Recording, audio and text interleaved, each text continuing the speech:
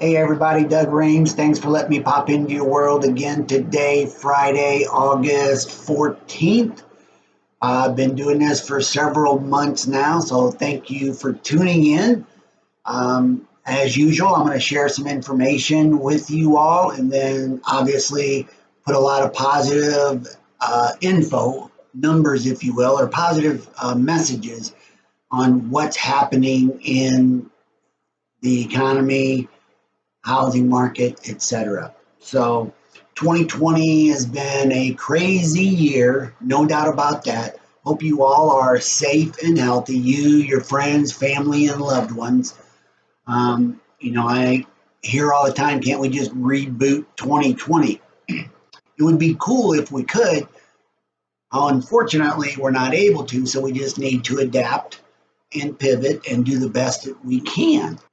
Um, you know, as of today that I'm aware of, 5.5 million people have have contracted the coronavirus. You know, good news on that is 96% of them, I'm sorry, 94% of them have recovered. That number is not big enough, but thank goodness that 94% of them have recovered. Unfortunately, that leaves 6% who have not recovered, and that is way too many people. We just all need to do our part on that. Okay, California, is nothing that I'm proud of, but we continue to lead the U.S. in number of coronavirus cases and new cases on a daily basis. So we need to get our act together a little bit more. Of course, we've got a lot of people in the state of California. We just all need to do our part. It's really not rocket science. Uh, Follow all of the safety protocols. That's the main thing. I want to work. I need to work.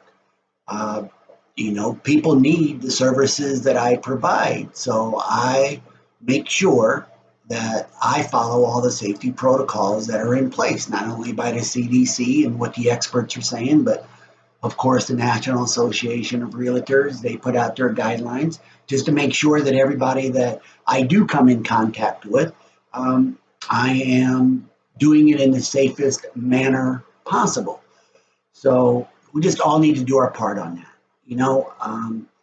What's the old cliche that we're only as strong as our weakest link? So again, we all need to do our part. So hopefully you do yours, and of course I'll continue to do mine. Um, Stock market, the Dow Jones ended this week 177 points up. Very volatile, obviously, but it continues a slow, albeit upward trend. In March, what did it do? It got down to 18,000. We tanked almost 10,000, over 10,000 points. So it is gradually getting back. The economy is bouncing back. Unemployment numbers are trending downward. Still, way too many people are unemployed, and I understand that. My heart goes out to anybody who's been affected by the current situation with unemployment. Hopefully, I'll say it again, you've been able to utilize the benefits that have become available to you. Now we just need to hope and pray that the powers that be get their shit together and either continue that in some fashion or another. It would be great if they continued it in the manner in which it was currently in place. Retail sales, 3 months in a row, man, they've increased. The retail sales numbers are past the pre-pandemic numbers. So that's moving in a positive trend. Uh, Businesses are reopening. They're being creative on how they do business. Again, we have to pivot and adapt. So congratulations to all business owners on being able to adapt and still help the economy in that fashion. So just everybody just needs to continue to be safe when they patronize the malls or going out to eat. I know here in California, they're putting up big tents, almost like picnics, where they're spreading everybody out and so, safe social distancing, etc. So businesses are reopening. Schools, you know, school season is starting, whether it be online, in class, or a combination of the two. Everybody just needs to continue to follow the safety guidelines. So I hope that works out well. I really do. Um, as for the housing market, forbearance, and we've talked about this in previous videos. Forbearance is the ability for you not to make your house payment until you get back on your feet again.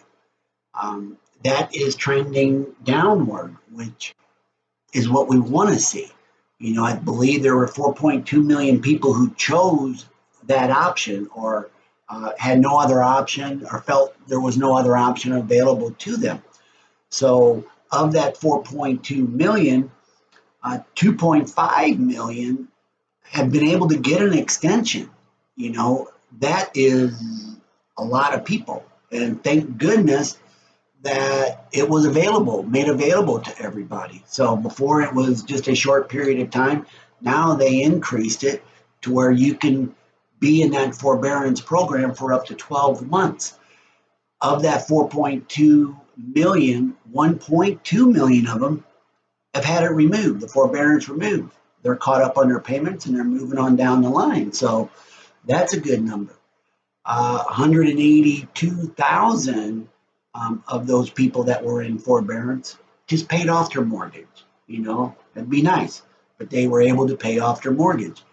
Now that leaves a little bit less than 200,000 that unfortunately have to make arrangements with their service provider, their mortgage lender, who they make their payments to, make some type of payment arrangements to get caught up, to get back caught up. The good news is there's some options out there. So definitely seek out doing a refinance, maybe doing a loan modification, or if it is the worst case scenario, sell your home.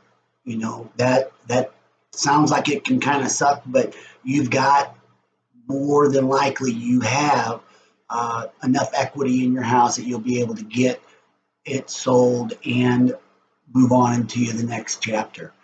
The housing market, it's trending in all the right directions.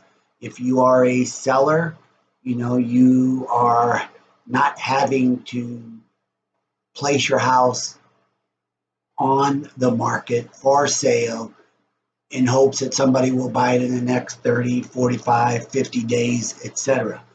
What we're seeing, definitely in California, but it's pretty much nationwide, the days on the market, meaning when you actually make it available to the general public, is a very, very short window.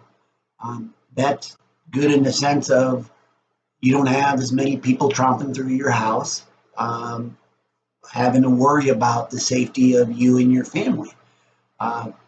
The home values are increasing.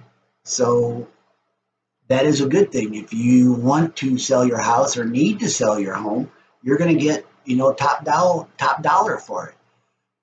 On the buyer side of it, yes, you might be paying a premium for it, but goodness gracious, the interest rates are so low, it just makes too much sense not to take advantage of them, whether it be on a refinance or for a purchase. I'm going to read off some numbers. I want to get these accurate, but the interest rates today, they're 2.96 you can get a 30-year mortgage on. So let me read it off. If you were in the 70s, I'm going to use $500,000 figure. In the 70s, your house payment would be almost $4,000 a month. In the 80s, it'd be like over $5,400 a month, 12.7% interest. I remember those. In the 90s, your payment would be a little over $3,700 a month.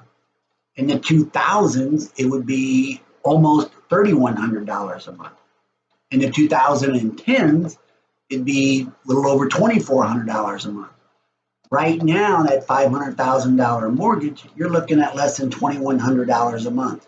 So yes, your buying power has increased as those interest rates have decreased. So take advantage of that, folks, if you can or if you need to.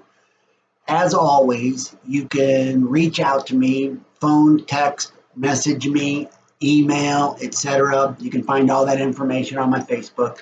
I'm available for you. I'm here for you. I hope you all have a fantastic weekend.